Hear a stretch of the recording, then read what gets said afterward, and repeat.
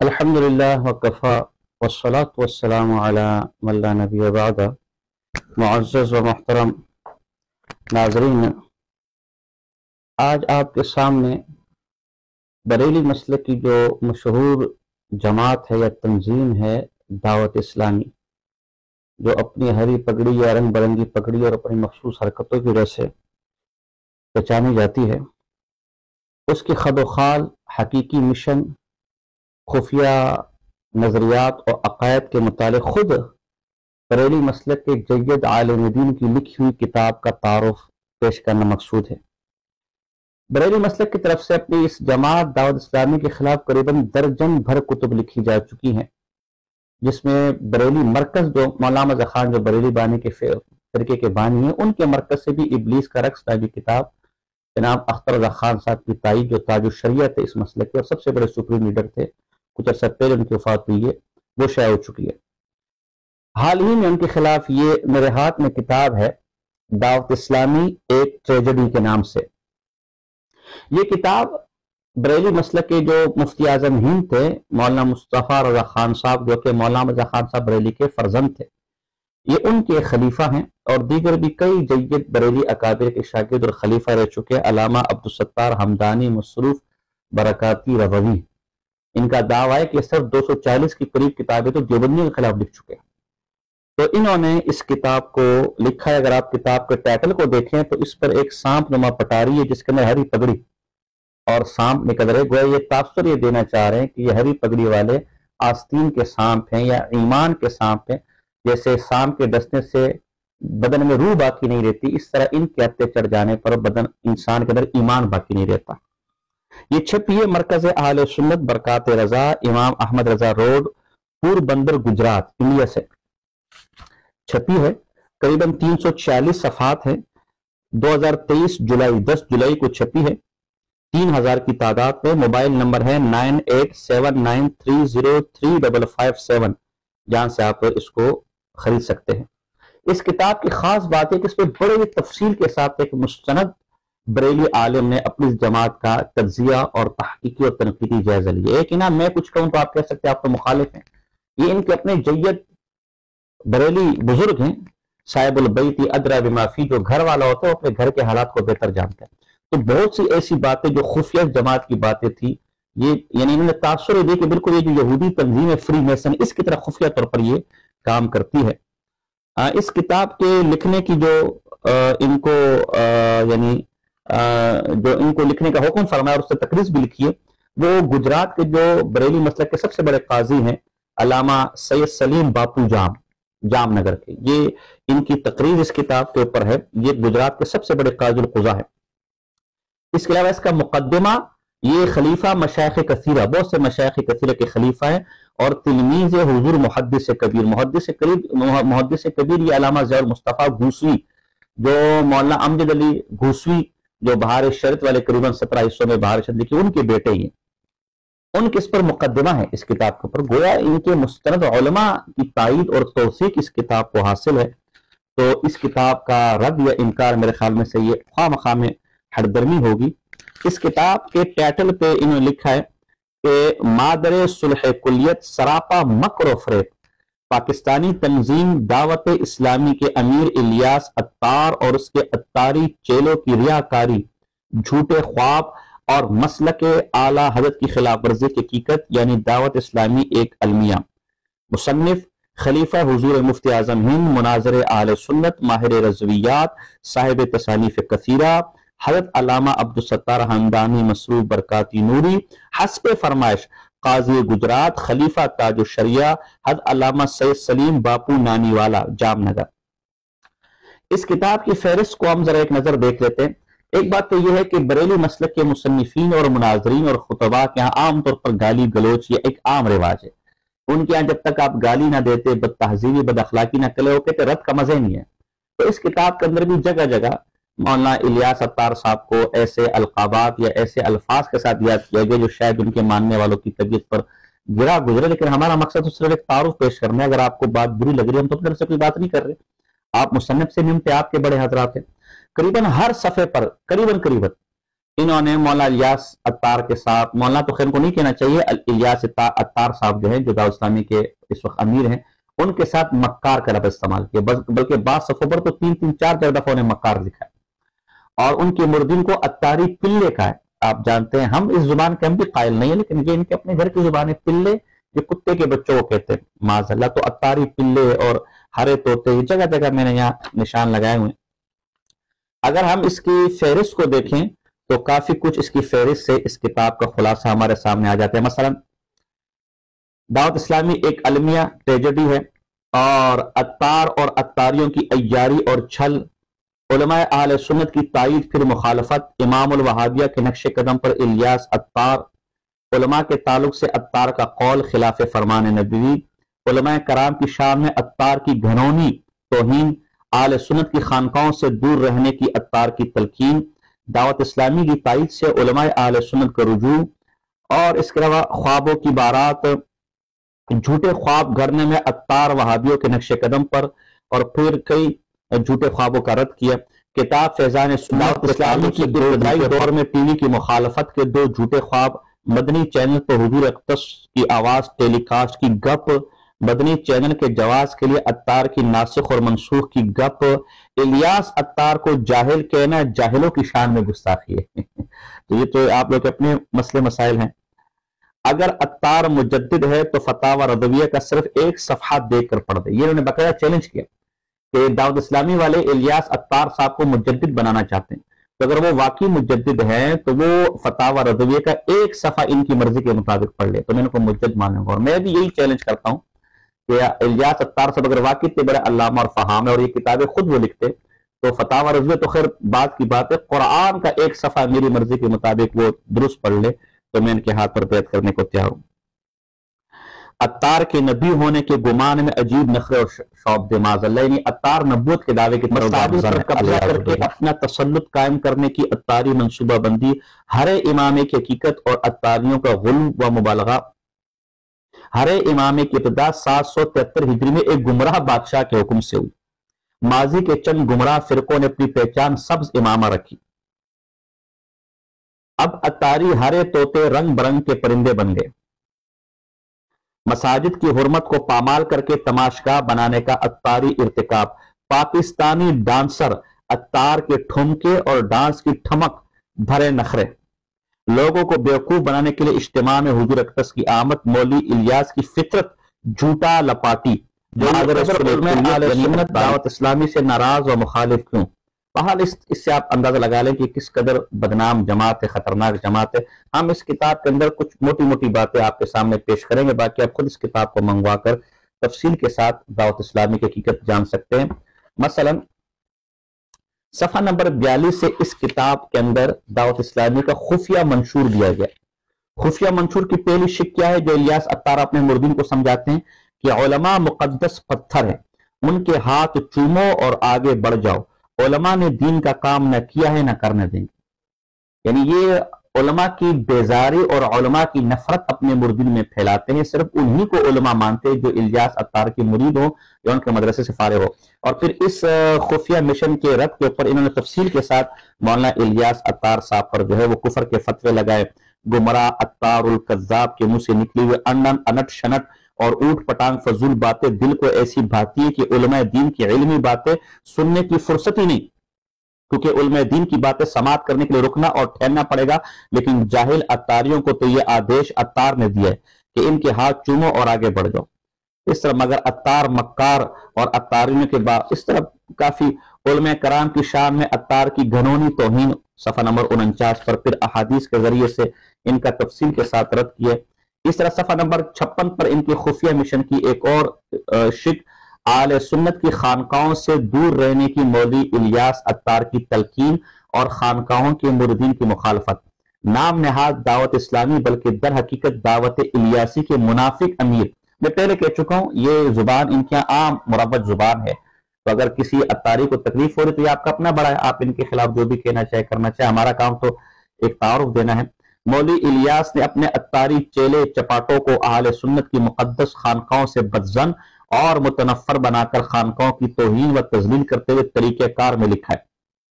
آگے لکھتے ہیں، نام نہاد دعوت اسلامی کے مکار امیر مولوی الیاس عطار اپنے متبعین کو بزرگان دین کی خانقاہوں سے دور رہنے کی تاکید کرتا ہے۔ کیوں؟ اس کی دو وجہ، اور یہ دونوں وجوہات بھی مولوی الیاس نے خود ہی بتا دی۔ 64 پر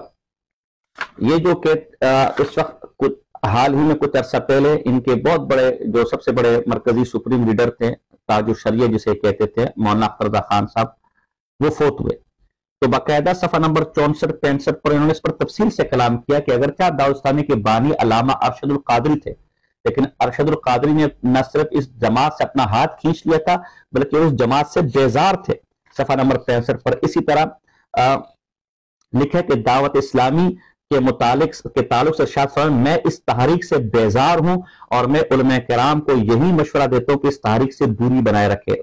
جو رئیس القادری ہے، رئیس القلم ہے ارشد القادری، اس کا قول ہے، اور یہ جو ان کے تاج الشریعہ ہے، نبیر اعلی حضرت جانشین حضور مفتی اعظم ہند وارث علوم اعلی حضرت قاضی القضاء فی الہند تاج الشریعہ پیر طریقت رہب ارشد حضرت علامہ مفتی الشاہ محمد اختر رضا خان بریلی شریف،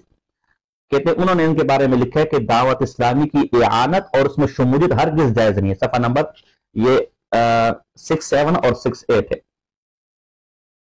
حضور تاج الشریعہ محمد اختر رضا خان صاحب ازہری کی اصل تاریخ یہاں اصل تحریر بھی دی ہوئی ہے کہ دعوت اسلامی بہت خطرناک جماعت ہے، ان سے دور رہیں۔ صفحہ نمبر 331، صفحہ نمبر 207 اور صفحہ نمبر 333 پر بھی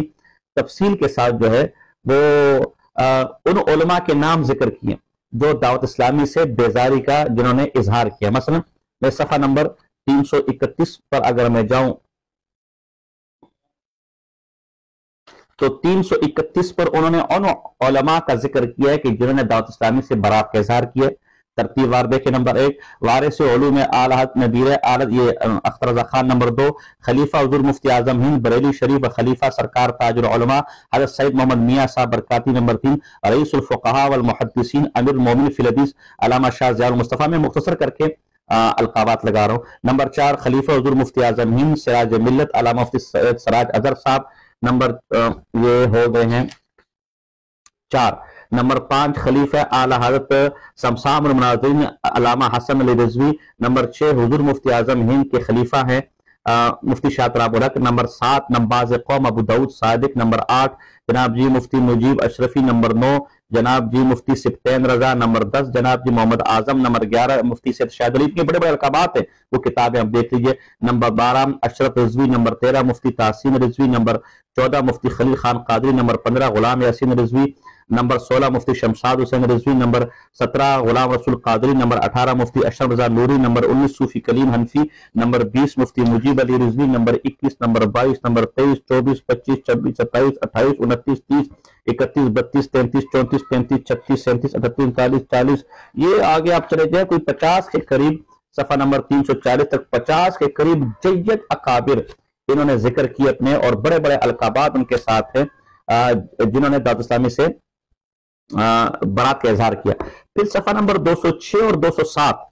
یہاں دعوت اسلامی کی بدماشی کا 208 209 تک انہوں نے دعوت اسلامی کی بدماشی کا ذکر کیا کہ جن جن ہمارے علماء نے دعوت اسلامی کا رد کیا، اتاریوں نے باقاعدہ پکڑ کے، بڑے میٹھے میٹھے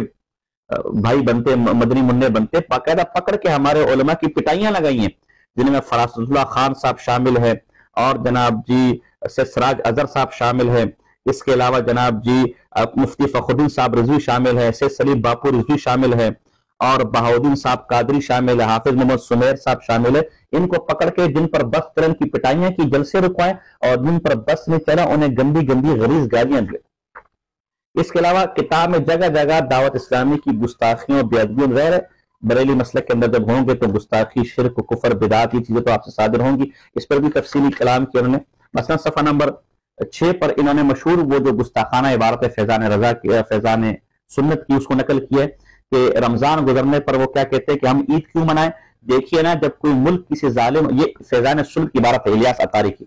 کہتے ہیں وہ کیا عبارت ہے، کہتے ہیں ہم عید کیوں منائیں؟ دیکھیے نا، جب کوئی ملک کسی ظالم حکومت کے چنگل سے آزادی پاتا ہے تو ہر سال اسی ماہ کی اسی تاریخ کو اس کی یادگار کے طور پر جشن منایا جاتا ہے۔ حوالہ کتاب فیضان سنت، مصنف الیاس عطاری، ناشر مکتبۃ المدینہ کراچی پاکستان، صفحہ نمبر 1283۔ یہ جو نیا جدید ایڈیشن ہے اس میں سے اس عبارت کو نکال دیے، یا آپ کو پرانا والا جو فیضان سنت ہے نا، جس پر نقش نالے میں بنا ہوا ہے، اس والے فیضان میں عبارت ملے گی۔ جب اس پہ اعتراض ہوا اور اس پر کفر کے فتوے لگے تو اب جدید ایڈیشن کے اندر یہ دعوت اسلامی کا طریقہ ہے کہ جب ان پہ اعتراض ہوتا ہے تو اپنی کتاب سے وہ حوالہ نکال دیتے ہیں۔ تو یہ حوالہ اب نکل گیا ہے۔ کیا کہتے ہیں اس بار کے بارے میں؟ جاہل الیاس مکار کا سراسر جہالت اور گستاخی پر مبنی کیسا چھچورا گھنونا انداز تحریر ہے وہ دیکھیں۔ رمضان کے 30 دن کے صیام کی پابندی کے بعد منائے جانے والی عید کو یہ ظالم مکار ظالم حکومت کی چنگل سے آزادی کہتے۔ اردو کی متعدد لغات ڈکشنری میں لفظ چنگل یعنی آدمی یا جانور کا پنجہ اور مٹھی کے معنی میں آتا ہے۔ ایسی توہین آمیز مثال رمضان کے روزوں اور عید کے لیے جاہل عطار دے رہا ہے اور اپنی جہالت، نہ بلدی، نہ حق شناسی، نہ شعوری، نہ شائستگی کا مظاہرہ کر رہا ہے۔ اور پھر لکھتا ہے کہ اس عبارت کے اوپر جس کتاب اس پر فتوے دیے گئے کہ مفتی محمد ایوب، مفتی شمساد حسین رضوی نے اس پر کفر کا فتویٰ دیا، جس کتاب سے عظیم المرتبت علماء مفتیان اہل سنت کفر ثابت کرے، ایسی کفری عبارت والی کتاب کیا حضور اقدس صلی اللہ علیہ وسلم کی طرف سے امت کے لیے تحفہ ہو سکتی ہے؟ اچھا، اس کے اندر بہت تفصیل کے ساتھ انہوں نے یہ جو دعوت اسلامی والے جھوٹے خواب کرتے ہیں، اور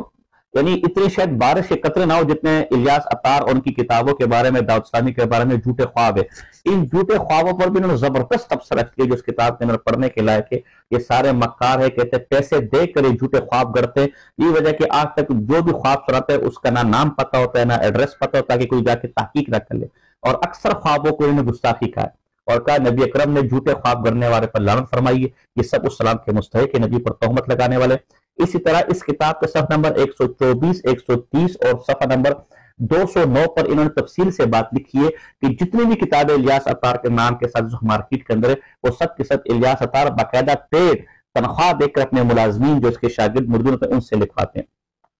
اچھا، صفحہ نمبر 220 پر انہوں نے سبز امامے کی بھی بڑی زبردست قسم کی ہرے گرین امامے کی حقیقت اور ہرے امامے کے تعلق سے عطاری میں غلو اور مبالغہ، کہتے ہیں کہ یہ ہرا امامہ سنت نہیں ہے، انہوں نے شعار بنا لیا۔ سب سے پہلے ہرا امامہ 773 ہجری کے اندر گمراہ بادشاہ اشرف شعبان بن حسن کے حکم سے ہوئی۔ اس گمراہ بادشاہ نے 773 میں اپنی جماعت کی علامت سبز پگڑی قرار دیا۔ اسی طرح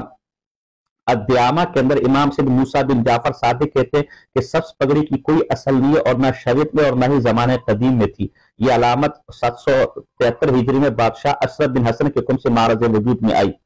سبز پگڑی کا بطور خاص علامت اختیار کرنا بدعت ہے اور بدعت پر مداومت گمراہی ہے، اور علامت سیوطی کا حوالہ بھی جیسی کوئی، اور پھر آگے لکھے ماضی کے چند گمراہ فرقوں نے اپنی پہچان سبز امامہ رکھی، اور اس میں کئی فکرے جس میں مرزا قادیانی، سب سے زیادہ حیرت کی بات ہے کہ مرزا غلام قادیانی مرتد کذاب نے زندگی پر سبز پگڑی ہی باندھی، چنانچہ آج بھی جہاں قادیانی کثرت ہے وہاں قادیانی پیشوا ہری پگڑی باندھتے، اور بھی کئی انہوں نے فرقے دیے، اور پھر آگے خود رد کیا کہ ایک عرصے تک تم اس کو ہری پگڑی کو سنت کہتے رہے، ہری پگڑی کے برکات سے کذاب جل اٹھے سے قرآن و حدیث سے ثابت کرتے رہے، اور اب اچانک تمہیں ہری پگڑی ختم کر کے اب رنگ برنگی کوئی نیلا کوئی پیلا رنگ برنگی طوطے بن گئے۔ کہتے اس کی وجہ یہ ہے کہ جب یہ خانہ کعبہ بیت اللہ جاتے تھے تو وہاں وہابی امام کے پیچھے نماز پڑھتے تھے، تو ہری پگڑی انہوں نے پہنی ہوتی تو ہمارے علماء ان کو پہچان لیتے تھے، ہمارے مذہب میں وہابی یعنی ائمہ حرمین کے پیچھے نماز پڑھنا کفر ہے، تو وہ جا کر رد کرتے تھے کہ تم آ جا کے وہابی ائمہ کے پیچھے نماز پڑھتے ہو۔ تو اس رد سے بچنے کے لیے انہوں نے وہ ہری پگڑی ختم کی ہے اور سفید پگڑی اور نیلی پیلی پگڑی، اور کہتے ہیں یہ ان کے معمولی بات ہے، پہلے الیاس عطار کے کہنے پر ایک چیز کو سنت قرار دیتے ہیں اور پھر اسی کہنے پر سنت کو ترک کر دیتے ہیں۔ ان کے اصل سنت وہ الیاس عطار کا فرمان ہے، اور الیاس عطار جس قسم کا غلو اپنے متعلق کرتا ہے تو کچھ بعید نہیں کہ وہ قریب معاذاللہ نبوت کا دعویٰ بھی کر دے۔ اس طرح وہ جو الیاس عطار صاحب رمضان کے گزرنے پر روتے دھوتے ہیں، اور اس کو انہوں نے باقاعدہ ٹھمکے، میں نے بھی فہرست پڑھی، اسے باقاعدہ ریاکاری اور ٹھمکے اور ڈانس قرار دیا، اور کہا کہ انہوں نے مسجد کی حرمت کو پامال کر دیا، مسجد کے اندر منبر کے پاس باقاعدہ یہ ٹی وی لگا کر الیاس عطار کا وہ ڈانس جس کو یہ لوگ وجد کہتے ہیں وہ دکھاتے ہیں۔ اچھا، ایک اور عجیب بات انہوں نے کی ہے کہ نبی اکرم صلی اللہ علیہ وسلم کی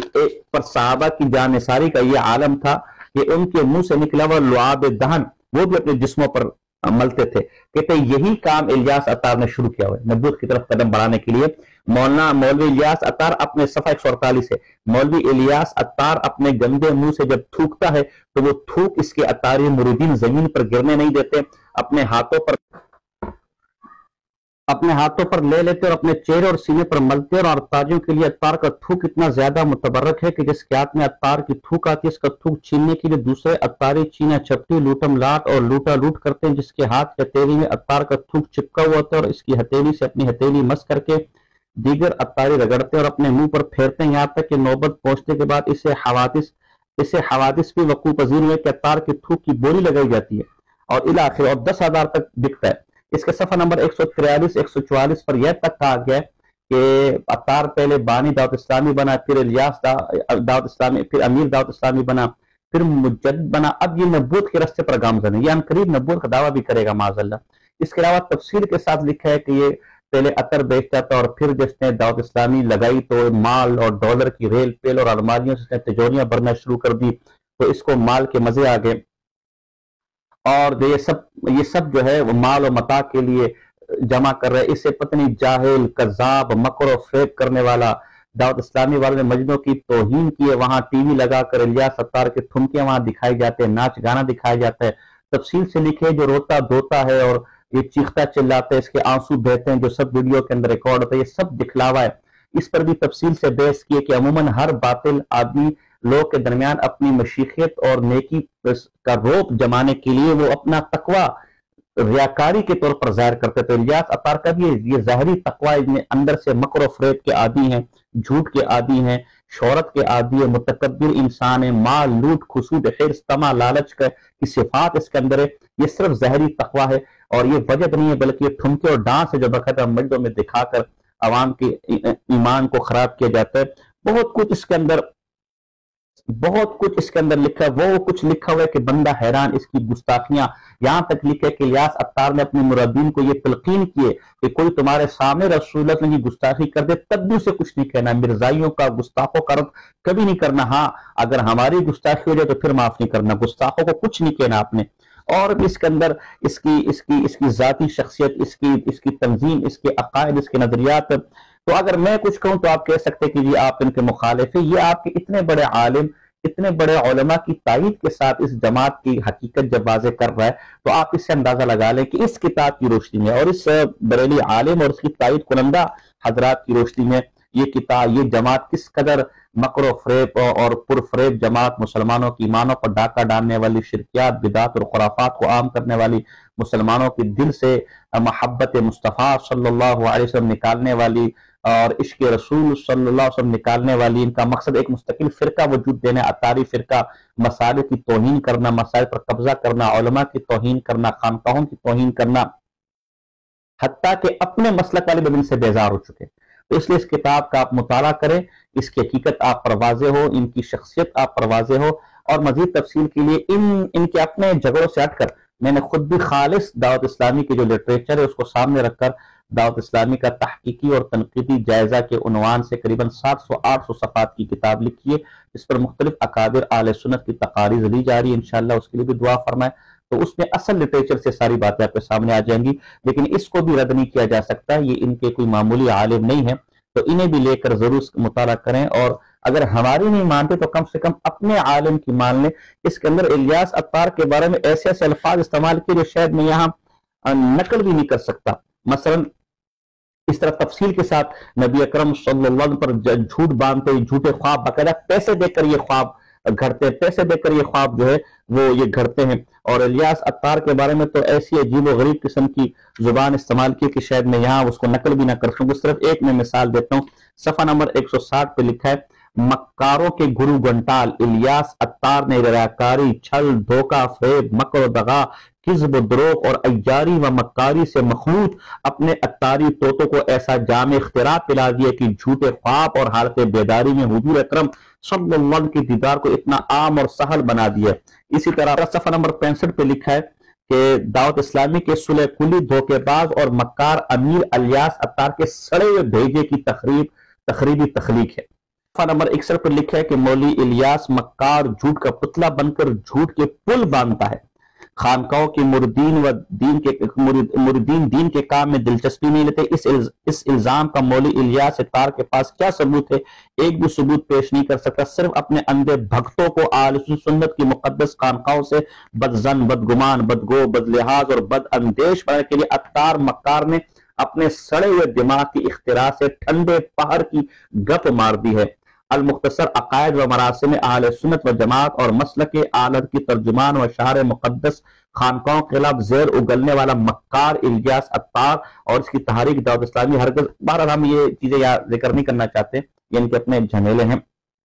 تو آپ اس کتاب کو ضرور اپنے مطالعے میں رکھیں، اور اپنی ہدایت میں خاص کر بریلی حضرات سے ضرور کہوں گا اور عطاریوں سے ضرور کہوں گا کہ اس کتاب کا ضرور مطالعہ کریں، اور اپنے اتنے جید اکابر جو خود اس جماعت کو گمراہ، اس پر کفر کے فتوے، اس کی گستاخیوں کو نقل کر رہے ہیں، 50 سے زائد علماء اس سے بیزاری، تاج الشریعہ آپ کے سے بیزاری کا اعلان کر رہے ہیں، ارشد القادر جس جماعت کا بانی ہے وہ اس سے بیزاری کا اعلان کر رہے ہیں، تو آپ حضرت کو بھی چاہیے کہ اس جماعت سے جلد جدا ہو کر سچے سنی آل الحق اہل سنت جماعت احناف کے مسلک کو قبول کریں۔ اللہ پاک آپ حضرات کو ہدایت عطا فرمائے اور ہمیں ہدایت پر گامزن رکھے۔ وما علینا الا البلاغ المبین۔